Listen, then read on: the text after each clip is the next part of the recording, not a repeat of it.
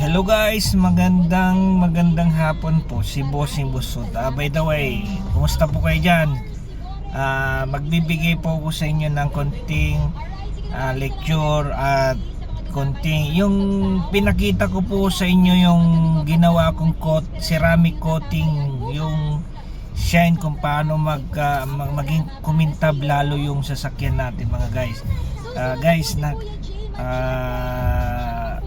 Yung sinare ko po sa inyo doon sa reel ko po, yun yung ginawa ko po kagabi na halos 1 oras bago ko nakita yung kintab ng sasakyan mga guys. Kasi nakita ko yung kintab, kumbaga sa sarili ko, sabi ko gusto kong pakintabin tong sasakyan na to, yung gustong kintab na makikita ko na okay. Ngayon guys, nakita ko po yung kintab na gustong gusto ko na sinare sa inyo sa YouTube channel ko po, at ganun din po sa reel.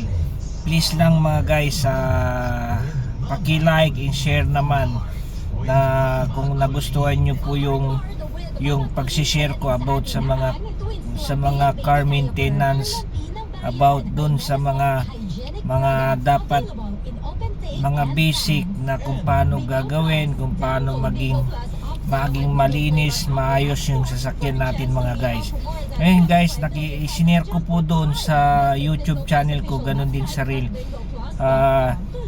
Kung gusto nyo po makita, paki-subscribe para makapagbigay po at makapagbigay po ko sa inyo ng okay, at saka yung kung paano gawin at paano i-share lagi yung para makapag-notification po ko sa inyo mga guys. Guys, maraming salamat guys kasi nakapagbigay ako ulit ng pagbablog. Siguro itong darating na next week magsishare na naman ako. Baka ito mga siguro sa susunod na next week guys, baka hindi ako makapag vlog kasi alis na po ko papunta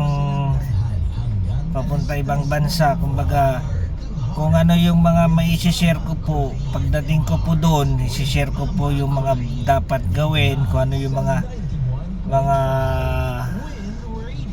magaganda na naman na i-share ko po sa inyo pagdating po ko sa ibang bansa.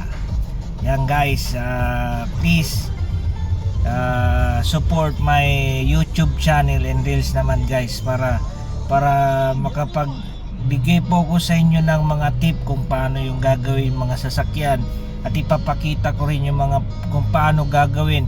Baka siguro natin hopefully guys, ipapakita ko rin yung mga bagay na kagaya sa mga bagong sasakyan na yung tinatawag nila na electric vehicle, yung EV vehicle. Yan, ipapakita ko po sa inyo kung paano magayos ng electric vehicle guys. Ipapakita ko kung paano, kasi baka sa susunod generation, mga generation sa susunod, baka sasakyan na rin mga electric vehicle na. Yan guys, ngayon may mga unti-unting mga sasakyan na electric vehicle, kailangan mapag-aralan natin guys.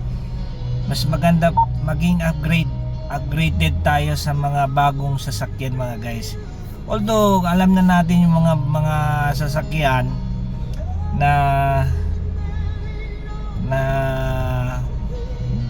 bago, kailangan mag-upgrade po tayo.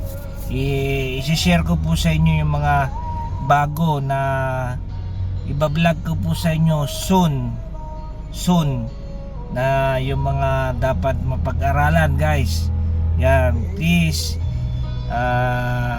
support my YouTube channel and reel guys. Thank you, bye bye.